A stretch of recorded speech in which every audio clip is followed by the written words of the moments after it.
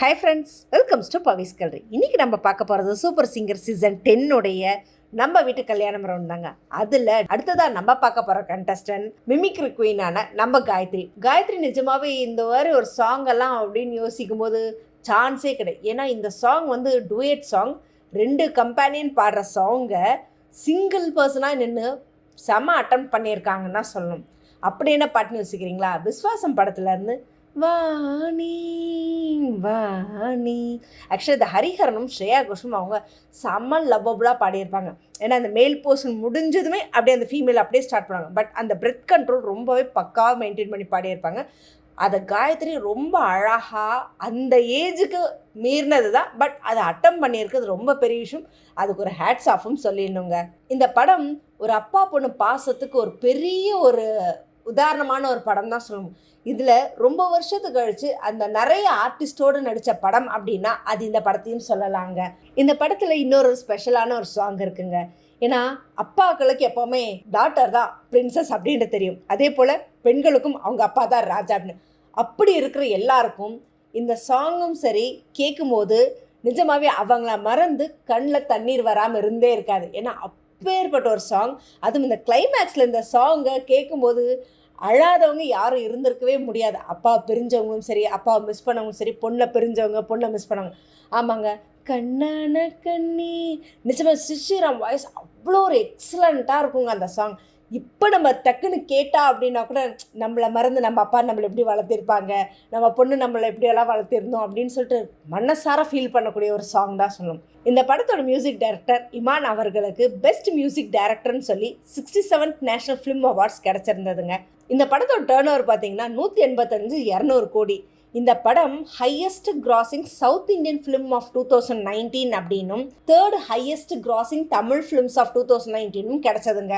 ஏன்னா இவ்வளோ ஒரு விஷயமும் அடங்கின அந்த படத்தோட பாட்டை தான் நம்மளோட காயத்ரி ஸ்டேஜ் அழகாக பாடி முடிச்சிருந்த இமான்ஜி அவர்களால் உட்காரவே முடியல. அவர் எந்திரிச்சு வந்து ஸ்டேஜில் நிஜமாகவே சூப்பராக பாடியிருக்கடாக்கண்ணா. ஏன்னா இந்த மேல் போர்ஷன் ஃபீமேல் போர்ஷன் ரெண்டுத்துக்கும் படத்துக்கு அந்த கேப் வேணும், பிரெத் கண்ட்ரோல் வேணும். அதை நீ ரொம்பவே அழகாக சோலோவாக செம சூப்பராக பாடியிருக்கேன்னு தான் சொல்லணும். ரொம்ப அருமையாக பாடியிருக்கு. அந்த இடத்துக்கான பொசிஷன் ரொம்ப அழகாக மெயின்டைன் பண்ணியிருக்கேன். ஏன்னா சரணத்தெல்லாம் ரொம்ப ட்ரிக்கியாக இருக்கும். சூப்பராக பாடியிருக்கேன் அப்படின்னு சொல்லிட்டு, அதுவும் என்னோடய சாங் நீ பாடினது இன்னுமே எனக்கு ஒரு ரொம்ப ஸ்பெஷல் சந்தோஷத்தை கொடுக்குது அப்படின்னு சொல்லி முடித்தாருங்க. சொல்லி முடிச்சுட்டு அவர் வந்து அவரோட பிளேஸுக்கு போயிட்டு அவர் கோல்டன் பஸ்ஸரையும் கொடுத்தாரு. உடனே சித்ராமான்ட்டு நிஜமாகவே செம சூப்பராக பாடியிருக்கு காயத்ரி. அந்த பிரெத் கண்ட்ரோல் ரொம்பவே அழகாக இருக்குது. ஒரு அன்பு பாசம் நிறைந்த அந்த லவ் அஃபெக்ஷனான குடும்பம் அப்படின்னா அது உங்களோடதாக தான் இருக்கணும் அப்படின்னு சொல்லி சித்ராமா பதிவு பண்ணாங்க. உடனே பிரியங்கா வந்து கேட்டாங்க, உங்கள் பொண்ணு பாடினதில்ல, உங்களுக்கு என்ன விஷயத்தை நீங்கள் சொல்லணும்னு நினைக்கிறீங்க அப்படின்னு சொல்லிட்டு காயத்ரியோட அம்மாவை பார்த்து கேட்டதுக்கு, நிஜமாகவே இந்த பாட்டை கேட்கும்போது எனக்கு ரொம்ப சந்தோஷமாக இருக்குது. இதில் முக்கியமான விஷயம் என்ன அப்படின்னா, நான் வந்து கல்யாணத்துக்கு முன்னாடி வந்து டிப்ளமோ மட்டும்தான் படிச்சிருந்தேன். நான் என் கல்யாணத்துக்கு அப்புறம் தான் நான் நிறைய படிக்க ஆரம்பித்தேன். ஏன்னா கல்யாணம் ஆகி 8 வருஷம் கழிச்சு தான் எங்களுக்கு குழந்த பிறந்தது. அதில் நான் கொஞ்சம் டிப்ரெஷனில் இருந்தப்போ என் ஹஸ்பண்ட் சொன்னார், படிக்க பிடிக்கும்ல, நீ தாராளமாக படி, மற்றவங்க பேசுகிறது எதையும் நீ காதில் வாங்கிக்காத, ஏன்னா வந்து நீ படித்தான்னா ரொம்ப நல்லாயிருக்கும் அப்படின்னு சொல்லி அவர் சப்போர்ட் கொடுத்ததில் நான் டிப்ளமோ மட்டும்தான் படிச்சிருந்தேன். பட் அதுக்கப்புறமா தான் பிகாம் படித்து எம்பிஏ முடித்து டீச்சர் ட்ரைனிங் முடித்தது மட்டும் இல்லாமல் டைப்ரைட்டிங், அபாக்கஸ் எல்லாமே இந்த மாதிரி கற்றுருக்கேன். என் பேர் அமுதா. அமுதாவுக்கு பின்னாடி தான் ஐயப்பன். நான் வாங்கின டிகிரி எல்லாமே அவருக்கு பின்னாடி தான். ஏன்னா அவரால் படிக்க முடியல, ஆனால் அதை நான் படிக்கணும் அப்படின்றதுல அவர் ரொம்ப சப்போர்ட் பண்ணார். ஆக்சுவலாக படிப்புன்றது ஒருத்தருக்கு வந்து கௌரவத்தையும் மரியாதையும் கொடுக்கும் அப்படின்னார். ஆனால் அவர் எனக்கு அந்த கௌரவத்தையும் மரியாதையும் அவர் எனக்கு கொடுத்தாரு. அந்த கௌரவ மரியாதை தான் இன்றைக்கி நான் உங்கள் முன்னாடி உட்காந்து அதை பெருமையாக சொல்கிற அளவுக்கு அந்த நிலையை எனக்கு அவர் கொடுத்துருக்காருன்னு நினைக்கும்போது ரொம்பவே சந்தோஷமாக இருக்குது அப்படின்னு சொல்லிட்டு கண்ணீர் மல்க அவங்களோட விஷயத்த பதிவு பண்ணாங்க. இதை வந்து சித்ராமா கேட்டதும் ஒரு வார்த்தை சொன்னாங்க, நிஜமாகவே நீங்கள் ரொம்ப ஒரு நல்ல காரியம் பண்ணியிருக்கீங்க. ஏன்னா வந்து அவங்கள அவ்வளோ தூரத்துக்கு படிக்க வச்சு இந்த அளவுக்கு நீங்கள் கொண்டு வந்திருக்கீங்க போது ரொம்ப ரொம்ப சந்தோஷம் அப்படின்னு சொன்ன உடனே அதுக்கு அவங்க அம்மா சொன்னாங்க, ஏன்னா அன்றைக்கி வந்து அவர் அந்த படிப்பை எனக்கு கொடுத்துருக்கலாமல் இருந்திருந்தா இன்றைக்கி நாங்கள் எந்த நிலைமை இருந்திருப்போம். ஏன்னா நடுவில் இவருக்கு இந்த மாதிரி ஆனது, அந்த படிப்பு தான் எனக்கு வந்து கை கொடுத்தது.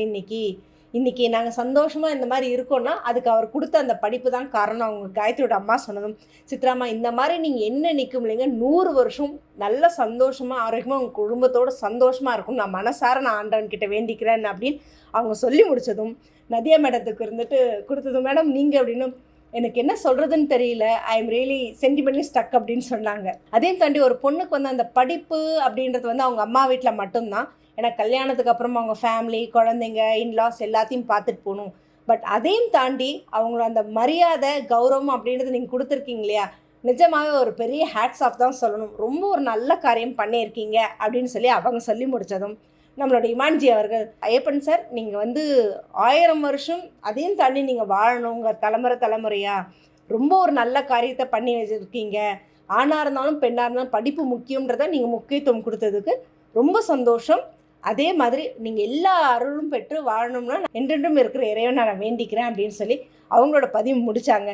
நிஜமாகவே ஒரு பெரிய சந்தோஷமான விஷயம். தன்னால் படிக்க முடியல, ஆனால் என் மனைவி படிக்கணும் அப்படின்னு சொல்லி அதுக்காக சப்போர்ட் கொடுத்து அவங்கள படிக்க வச்சு இன்றைக்கி ஒரு நிலைமையில் கொண்டு வந்து அதுக்கூட பிரதிபிம்பமாக அவங்க பொண்ணையும் இந்த அளவுக்கு என்கரேஜ் பண்ணி கொண்டு வந்திருக்காங்க போது ரொம்ப பெரிய விஷயம். ஒரு ஹேட்ஸ் ஆஃப் தான் சொல்லுங்க. ஸோ இந்த மாதிரி ஒரு சூழ்நிலை வந்து செம சூப்பரான பாட்டை பாடின நம்ம காயத்ரி அடுத்தடுத்த ரவுண்டில் இன்னும் என்னென்ன மாதிரி நிலைமையெல்லாம் அவங்க எடுத்து வைக்க போகிறாங்க, என்னென்ன விஷயத்தை அவங்க ஃபேஸ் பண்ண போகிறாங்கிறது ஸோ அவளோட வெயிட் பண்ணி பார்ப்போம். இதை பற்றின கமெண்ட்டை கமெண்ட் பாக்ஸில் கொடுங்க. இந்த மாதிரி இன்ட்ரெஸ்டிங்கான அப்டேட்ஸ்க்கு என்னோட சேனலை சப்ஸ்கிரைப் பண்ணிக்கோங்க. பக்கத்தில் இருக்க பெல் ஐக்கானை கிளிக் பண்ணிக்கோங்க, நோட்டிஃபிகேஷன் மிஸ் பண்ணாமல் இருக்கிறதுக்கு.